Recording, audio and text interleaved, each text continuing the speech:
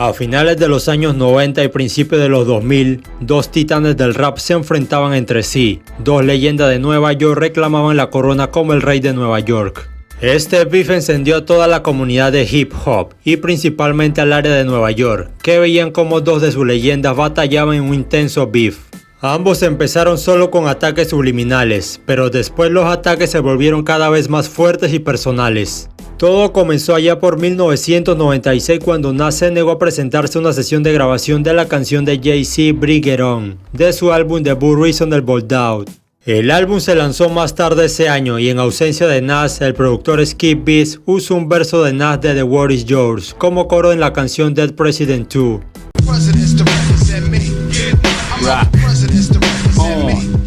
El segundo álbum de Nas, It Was a Rhythm, llegó un mes después y la canción The Message incluía un verso subliminal hacia Jay-Z.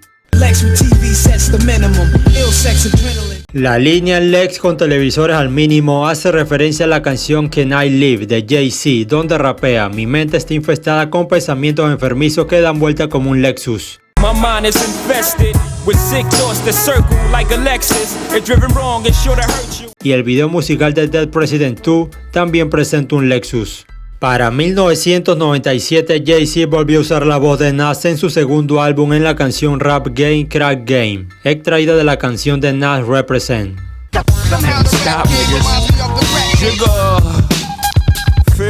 Jay-Z también hace otro guiño a la batalla con Nas en la canción Where I From. I'm from where niggas pull your card and argue all day about who's the best MCs, Biggie, Jay-Z and all. En marzo de ese año Biggie falleció y Jay-Z no dudó en reclamar el trono como el rey de Nueva York en su canción The City Is Mine.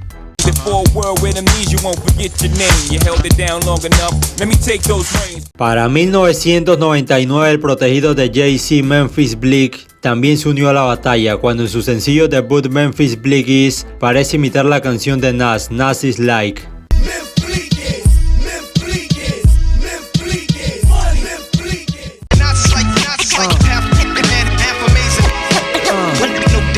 Sin embargo, el ataque más notable de Memphis a Nas es en la canción What You Think of That.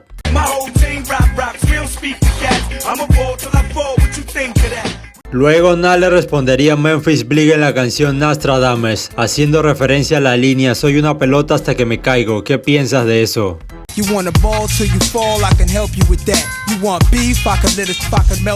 Memphis Bleek no se quedó con esa y le respondió a Nas en la canción My Right. Esta vez sí fue un ataque más directo, donde Memphis cuestionó la credibilidad de Nas.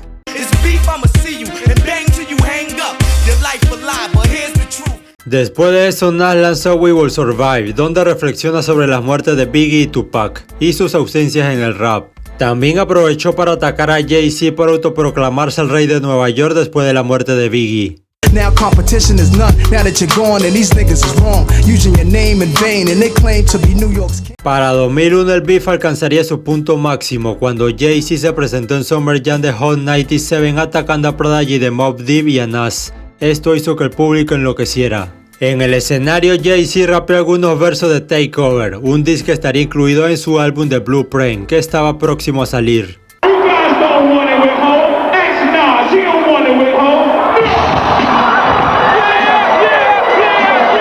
Después de eso, Nas respondió con el freestyle Stillmatic, atacando a Jay-Z y a varios miembros de Rockefeller, entre ellos Vinny Seagull, Freeway y por supuesto Memphis Bleek. Nas llamó a Jay-Z un estafador, un mentiroso y un farsante. Nas cuestionó la sexualidad de Jay-Z, lo llamó el rey falso de Nueva York y se burló de él por usar su voz en sus canciones.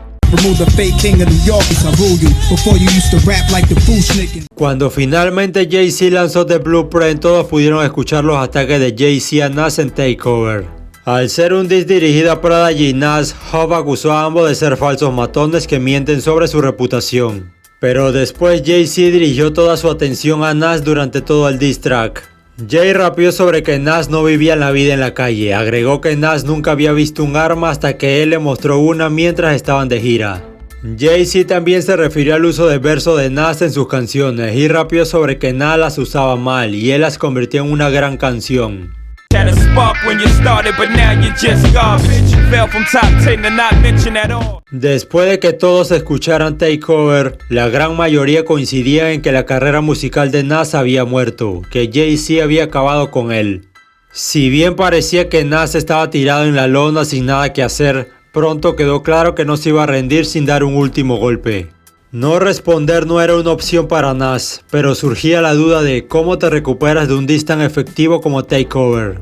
Pues Nas respondería con el mortal Ether de su quinto álbum Stillmatic.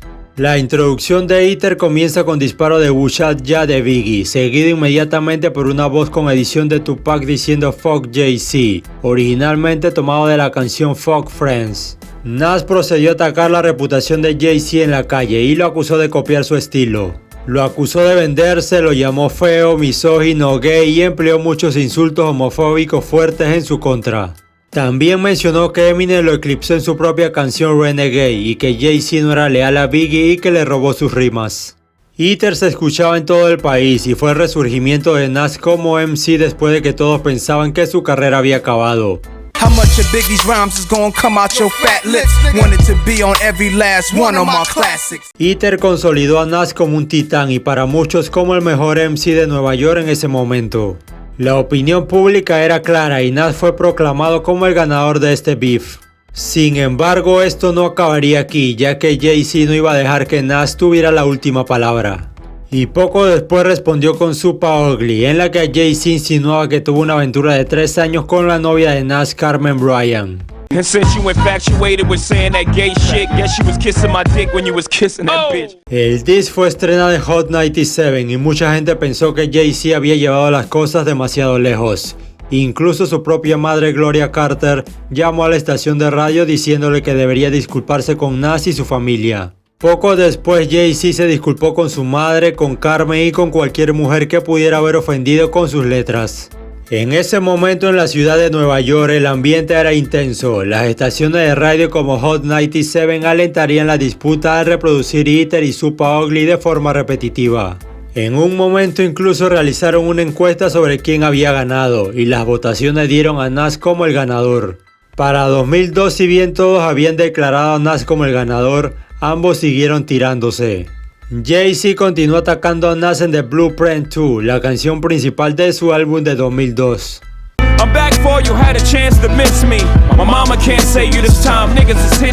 Nas respondió con The Raw Real Nigga Alive, donde comparó su rivalidad con Nas con la película Scarface. I was Scarface, Jay was Manolo. It hurt me when I had to kill him and his whole squad for Dolo. Después de esto el beef perdió fuerza, cada uno siguió en lo suyo y Jay-Z hizo una pausa en su carrera después de lanzar The Black Album en 2003. No fue hasta octubre de 2005 que Nas y Jay-Z decidieron poner fin a su beef frente a una multitud en el Continental Airlines Arena en East Rutherford, Nueva Jersey, durante la gira I Declare War de Jay-Z. Allí se reconciliaron e interpretaron Dead President y The War Is Yours.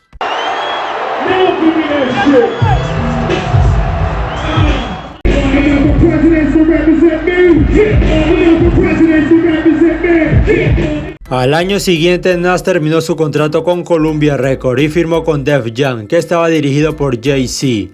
Poco después colaboraron oficialmente por primera vez en Black Republican, del álbum de Nas Hip Hop Is Dead.